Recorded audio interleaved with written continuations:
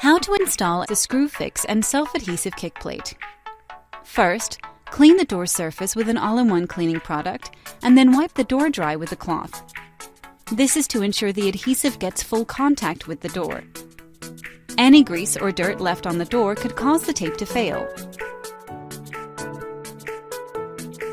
Once the door is clean and dry, you can mark the position of where the kick plate will go using a tape measure and pencil.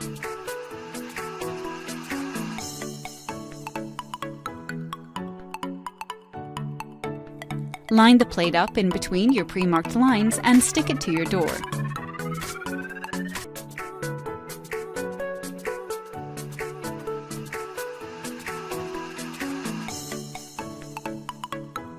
Apply pressure all over the plate to make sure it gets a good fixing. Drill pilot holes into the door where your screws will go, then fix the screws. Always start with the middle holes, work your way out. This will eliminate the possibility of the plate bending on the door. If the kick plate has a protective coating, you can peel this off now and you're all finished.